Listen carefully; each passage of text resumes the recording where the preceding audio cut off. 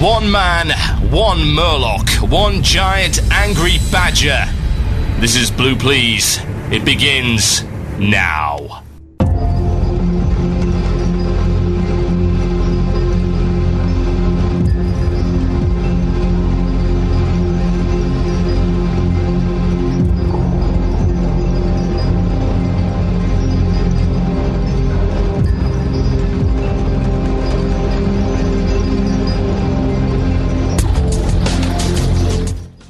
Yes, indeed, folks. Well, if it works for Chris Metzen, can I try it? Let me just try this for a second. So, I need to do a little bit of brainwashing to make sure you forget the last few minutes. So, let's try this one for a second. Okay, so we'll stop the music just to make sure you can hear it. So, Geek is screwing up your sound check because you are watching a really, really underwhelming opening presentation for BlizzCon.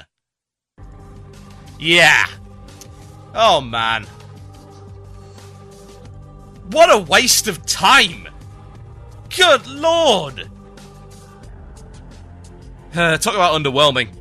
Most underwhelming, possibly? Yeah, I think so, actually. I'm trying to go back through it and seeing if I can remember anything more underwhelming than that. So, BlizzCon 2005 was awesome. It's like Burning Crusade, oh my god. And then what do we get? Well, there was no BlizzCon 2006. BlizzCon 2007 was... I assume that was Wrath. Maybe. Something about Wrath, I think. Wrath Cinematic, maybe. I'm trying to remember. What was 2008? Cataclysm.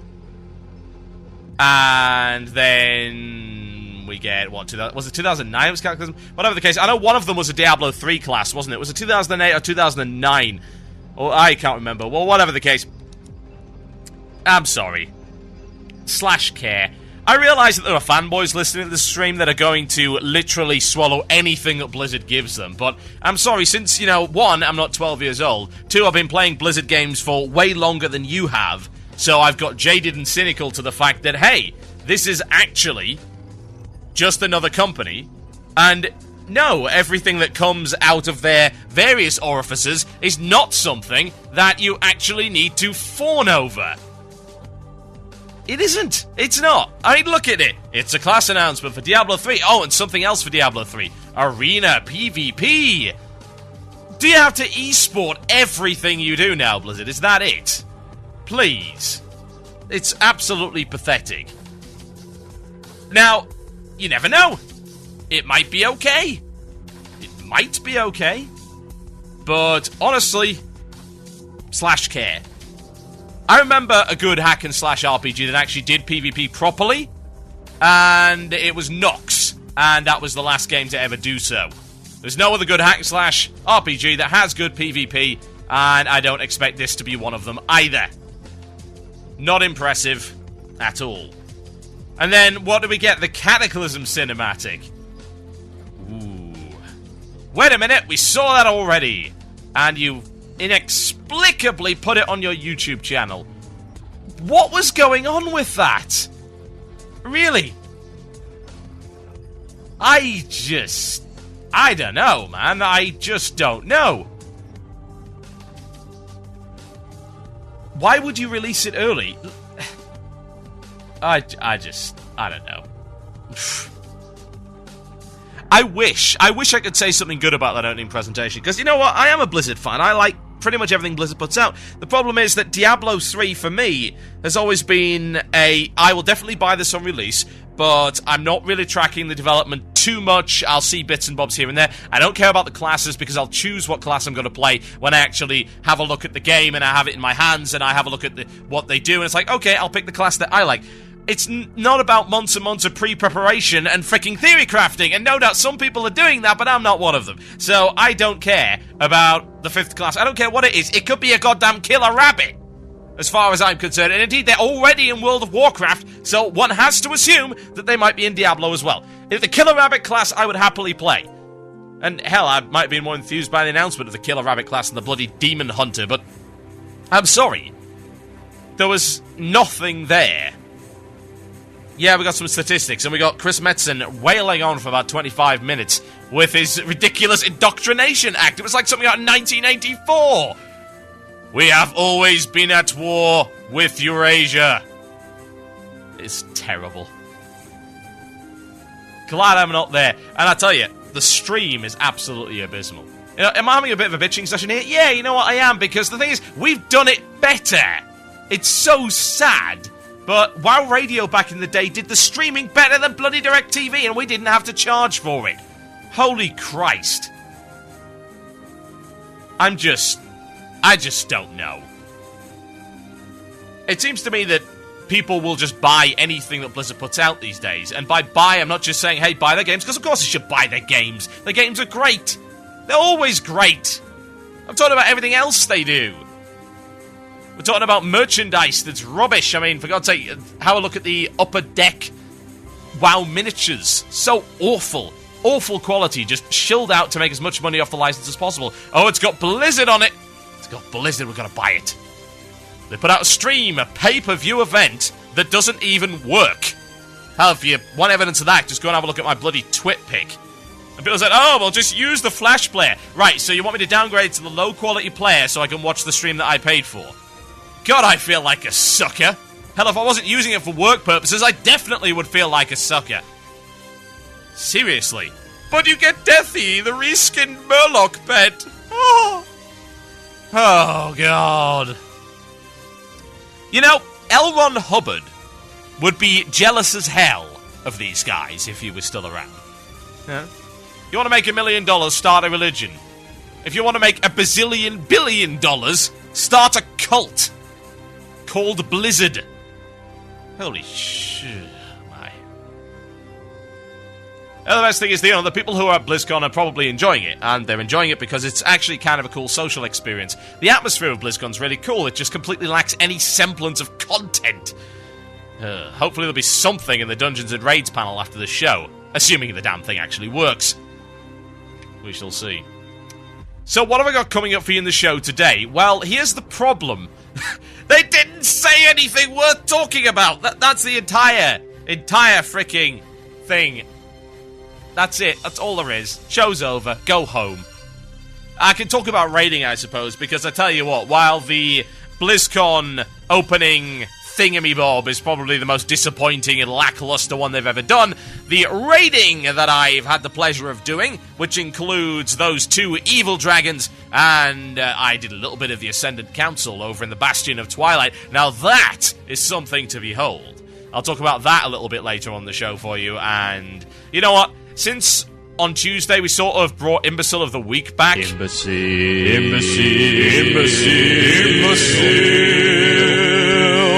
of the Week. That's my old sample. I had to cut that out of an old 2005 Blue Please. It sounds terrible, but yeah, I think we'll go back on the forums and do a little field trip again, because that worked out fairly well. You know what the sad thing is about Tuesday's episode, which at the moment, by the way, for some reason is not on iTunes. We're trying to work out why that is. If you want to listen to it, just go to the website, download it, stream it, whatever. The sad thing is that was the first thread that I came across. The first thread I clicked on was a dumb one. Now, I know that's not a representative sample, but you know what? We might go back to the forums a little bit later and see what else we can find. It's like a little safari trip. Except, sadly, we don't get to shoot the people, or indeed the animals on the safari. As much as I wish that we did. You can email them for the Cataclysm Q&A at the end of the show, folks. That's the Murloc@gmail.com. TheMurloc@gmail.com. What I'd also like to say for the live listeners is we are not using Tiny Chat today. It, 1, lags too much, and 2, I can't be asked. So, use the IRC chat link at the top of the screen. There are no cams, but go on there anyway. The IRC chat at the top of the screen on cynicalbrit.com. People are saying, oh, I'll find idiots for you. I don't need your help finding idiots. Seriously, it's like shooting fish in a barrel with a grenade. Oh dear. What I will say, by the way, is congratulations to Octale and the guys from VTW who all went over to do a Versus the World con in... Oh, yes. That would be... Oh, yeah! Las Vegas! Yes! Las freaking Vegas! Yeah, good choice, man. Gabby, good choice, man. Oh, yeah. Absolutely. You should definitely have gone to that, by the sounds of it. Oh, man. Let's get some mail out, shall we? Ladies and gentlemen, children of all ages, mail is... Mail time! Mail time! Mail time! That sounds like it's mail time! Here's the mail. It never fails. It makes me want to wag my tail. When it comes, I want to wail. Yes, indeed, folks, it is mail time. That would be the time where we read the mail. Unbelievable. Hey TB, for a while, it was in talks that the Insane title would no longer be obtainable after Cataclysm was released. However, to my dismay, I found out that in Cataclysm they are not taking out the Insane title, but in fact making it easier to obtain. Before, you had to become honoured with the Bloodsail Buccaneers after being exalted with all 4 Goblin reps.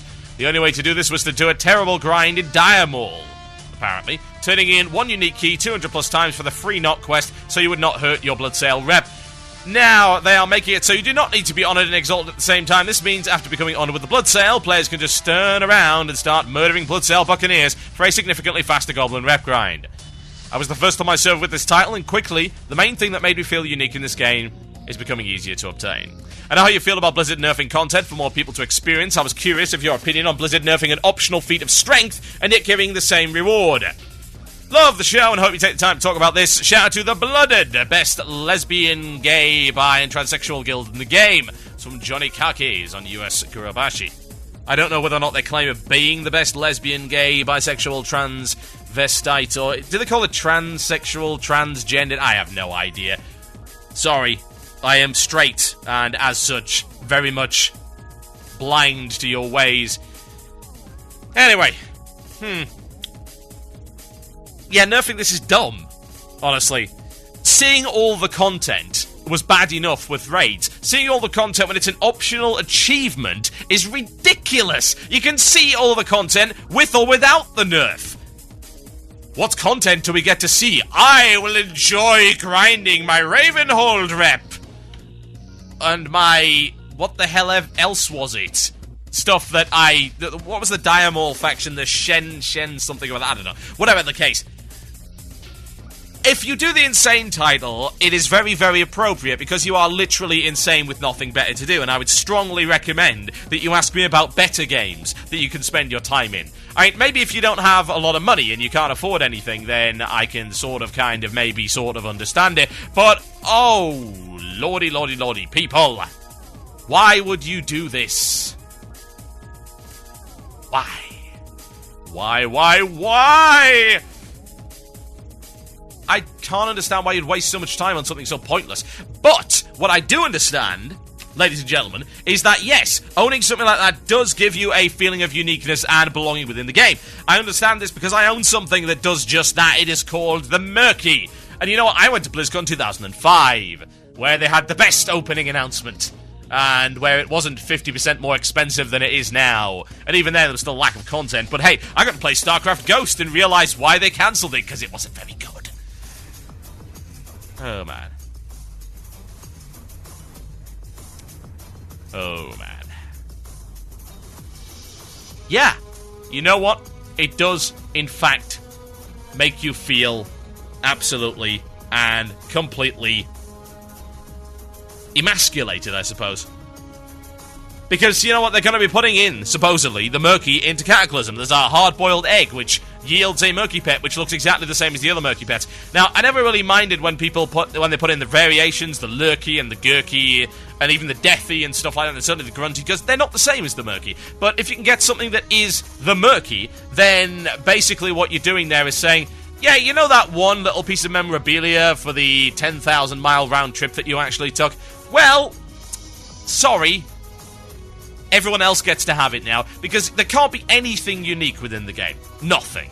We can't have that. We can't have something that's hard to obtain because, oh, well, you pay $15 a month. You're entitled to all the content, darling. Yes, all-you-can-eat buffet of content that you absolutely do not deserve. Yeah. nerfing the insane achievement is dumb. I would never in a million years want to go for that achievement. But the point of the fact is that I don't have to see all the content to have value from my subscription, because I'm not 10 years old. Not an entitled, bleeding heart moron. Therefore, I don't need all of this stuff. It is okay for me to see other people get it because they have the interest and the drive to get it. And it's okay for me to say, hey, that guy's got the insane. Isn't that so unique and neat? Wasn't that the point of feats of strength, that they couldn't be done after the fact? We're not going to nerf a feat of strength. Good lord. We know that it's ridiculous, but the point of the fact is it's called the insane, and people have already done it, so why make it easier? You just take away from the value for those people, and yeah, it is a personal, subjective, entirely sentimental value. It gives no benefit at all. However, that doesn't matter, because it matters to the person who has it. And that's it. That is all that matters. If it matters to them, then it matters. So why the hell ruin it? I don't know. I don't even get them these days. My name's Subtle Biscuit. You're listening to Blue Please here on CynicalBit.com. I'll be right back after this. This song contains some strong and indeed harsh language. This is Richard Cheese with Insane in the Brain. Enjoy.